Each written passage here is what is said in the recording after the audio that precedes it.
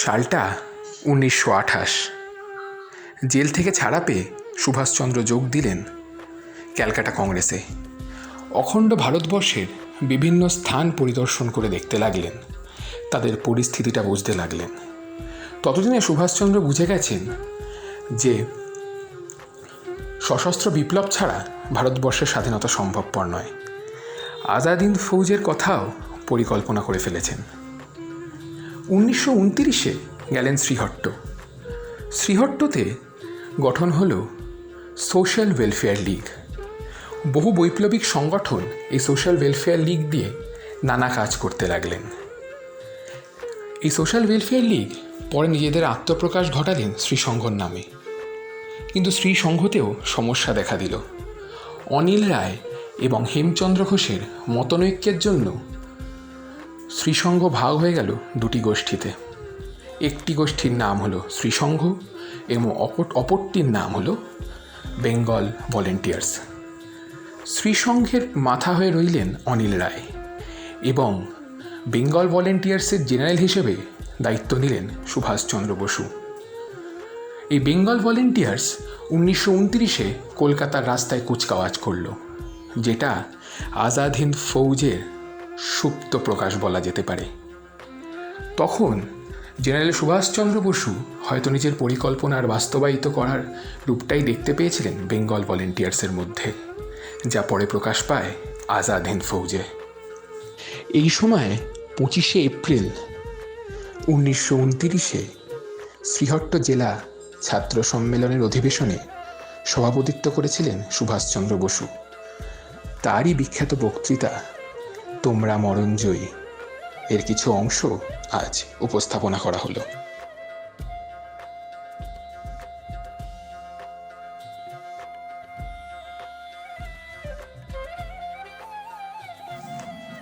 মাননীয় অভ্যর্থনা সমিতির সভাপতি মহাশয় ও সমবেত ভ্রাতৃমণ্ডলী, আপনারা আমাকে ছাত্র সম্মেলনের সভাপতির পদ প্রদান করিয়াছেন।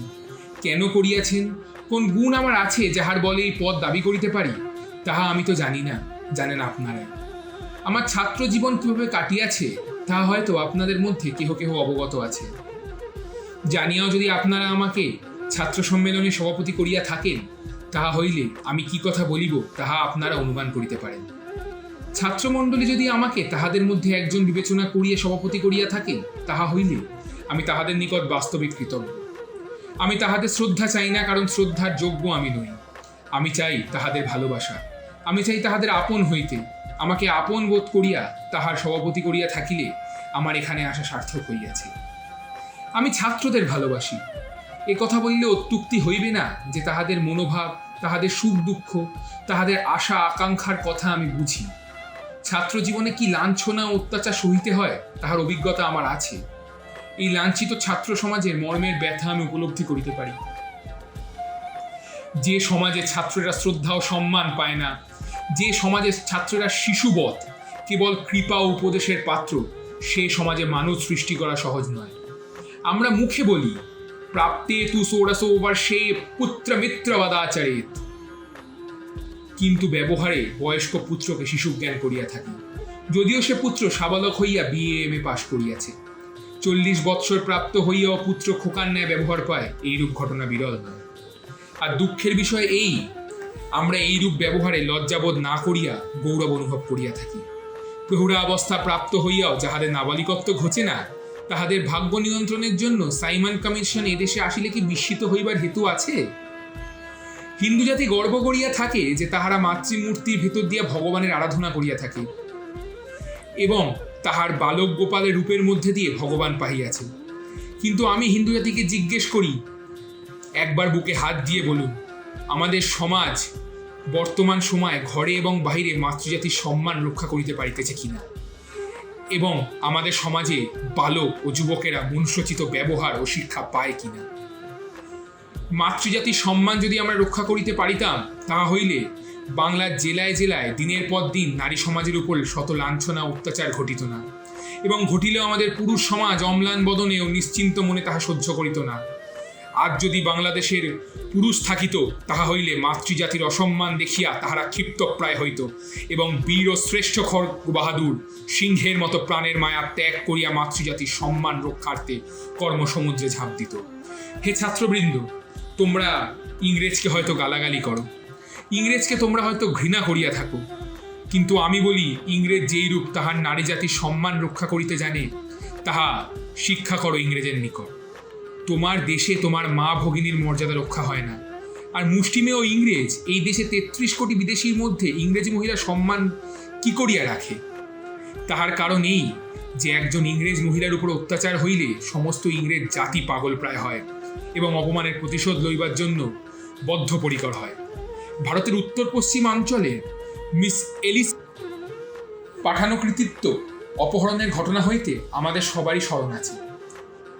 আমরা মুখে বলি জননী জন্ম ভূমিশ্চ স্বর্গাদপি গড়িয়াসি, কিন্তু সমস্ত প্রাণ দিয়ে কি আমরা জননীয় জন্মভূমিকে ভালোবাসি? জননীকে ভালোবাসার অর্থ শুধু নিজের প্রসূতিকে ভালোবাসা নয়, সমস্ত মাতৃজাতিকে ভালোবাসা। বাংলাদেশ, বাংলার জল, বাংলার মাটি, বাংলার আকাশ, বাংলার বাতাস, বাংলার শিক্ষা দীক্ষা ও প্রাণ ধর্ম বাংলার নারী জাতির মধ্যে মূর্ত হইয়াছে। যে ব্যক্তি বাংলার মাতৃজাতিকে শ্রদ্ধা করিতে জানে না, সে বাংলাদেশকে কি করিয়া শ্রদ্ধা করিবে? যে ব্যক্তি বাংলাদেশকে অন্তরের সঙ্গে শ্রদ্ধা করে না, ভালোবাসে না, সে কি করিয়া মানুষ হইবে? মহান আদর্শকে যে ভালোবাসে না, যে পাত্রে সেই আদর্শ মূর্ত হইয়াছে, সেই পাত্রকে সে ভালোবাসে না, সে ব্যক্তি কোনোদিনও মানুষ হইতে পারিবে না। জীবনে যাহা কিছু পবিত্র, যাহা কিছু সুন্দর, যাহা কিছু কল্যাণকর, সেসবের সমাবেশ আমরা করিয়া থাকি দেশ মাতৃকার অপরূপ রূপের মধ্যে এবং ত্রিলোক জয়ী ভুবন মোহিনী মাতৃমূর্তিতে। অতএব হে ভ্রাতৃমণ্ডলী, তোমরা মায়ের আরাধনা করিতে শিখো, মাতৃজাতিকে ভক্তি করো, শ্রদ্ধা করো, নিজের দেশ মাতৃজাতির সম্মান অক্ষুণ্ণ রাখার জন্য কৃত সংকল্প হও। মনে রাখিও সেই কথা যাহা বহু যুগ পূর্বে মনু বলিয়াছে, যত্র ন্যাযস্ত পূজন্তে রমন্তে তত্র দেবতা, যত্রস্তস্তো না পূজন্তে সর্বান্ত্র ফলাক্রিয়ং, শোচন্তি যমায়ো যত্র বিনশ্যসত্তু তৎকুলং, না শোচন্তি ততু যত্র তা বিবর্ধতে তদ্বিসর্বদা। যেখানে নারী পূজিতা হয় সে দেশের দেবতারা লীলা করিয়া থাকেন, যেখানে নারীর সম্মান নাই সে দেশের সমস্ত ক্রিয়াকাণ্ড একেবারে বিফল। যে কুলে নারী শোক করিয়া থাকেন বা উৎপীড়িত হইয়া থাকেন, সে কুলে অতি শীঘ্র বিনষ্ট হয় এবং সে কুল তাহাদের কোনো দুঃখ কষ্ট শোক নাই, সে কুলে স্ত্রী বৃদ্ধি হইয়া থাকে। যে যুগে এদেশের নারী জাতির সম্মান অক্ষুণ্ণ ছিল, সেই যুগে গার্গেই মৈত্রেয়ীর মতো ঋষিপত্নী জন্মিয়াছিলেন। সেই যুগে খনা লীলাবতীর মতো বিদুষীর আবির্ভাব ঘটিয়াছিল, অহল্যাবাই ও ঝাঁসির রানীর মতো বীর রমণীর অভ্যুদয় হইয়াছিল। সোনার বাংলায়ও আমরা একদিন রানীর ভবানী ও দেবী চৌধুরানীর মতো রমণী দেখিয়াছিলাম।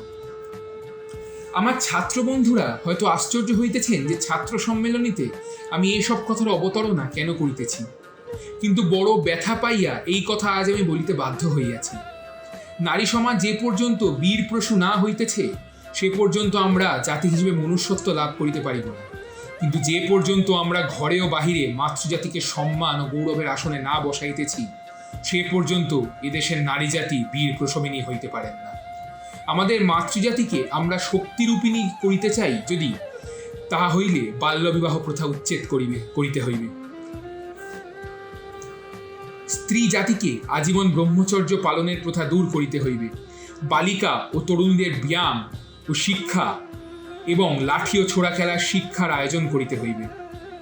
এমনকি স্বাবলম্বী হইবার মতো অর্থকারী শিক্ষা দিতে হইবে এবং বিধবাদের পুনর্বিবাহের অনুমতি দিতে হইবে।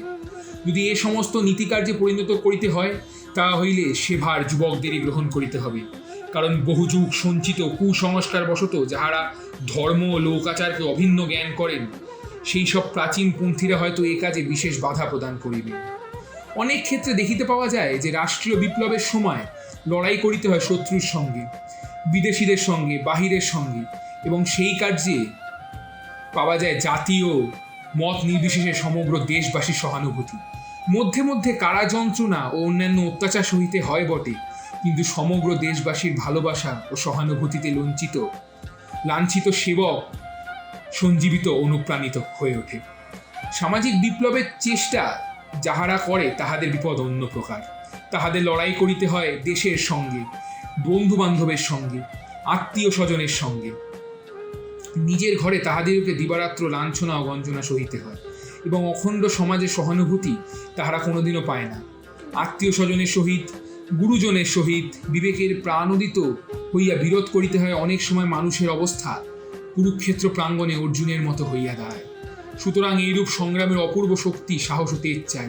হে বন্ধুগণ, সে শক্তির সাধনা তোমরা করো।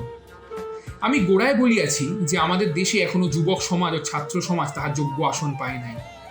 অভ্যেসের দরুন আমরা আমাদের অবস্থা উপলব্ধি করি না, কিন্তু স্বাধীন দেশে আমরা যখন যাই তখন সেখানকার অবস্থার সহিত নিজেদের অবস্থার তুলনা করিয়া চক্ষু উন্মিলিত হয়। স্বাধীন দেশের ছাত্র সমাজ অভিভাবকদের নিকট, বিশ্ববিদ্যালয়ের কর্তৃপক্ষের নিকট, পুলিশের নিকট, গভর্নমেন্টের নিকট ও সমাজের নিকট যে সমাদর, এমনকি শ্রদ্ধা পাহিয়া থাকে, তাহাদের অনেকের কল্পনার বাইরে। আর আমাদের ছাত্ররা নিজের ঘরে কৃপার পাত্র, বিদ্যালয়ে উপদেশ ও শাসনের পাত্র, সমাজে নাবালকের তুল্য, এবং পুলিশ ও গভর্নমেন্টের নিকট নিত্য অবিশ্বাসের পাত্র।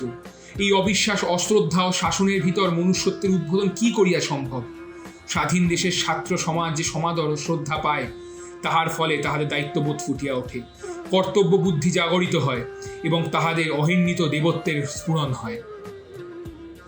আমাদের সমাজের বিরুদ্ধে আমার অভিযোগ এই যে আমাদের ছাত্রেরা যেই রূপ ব্যবহার পায়, তাহারা মনুষ্যত্ব বিকাশে সহায়ক অনুকূল নয়।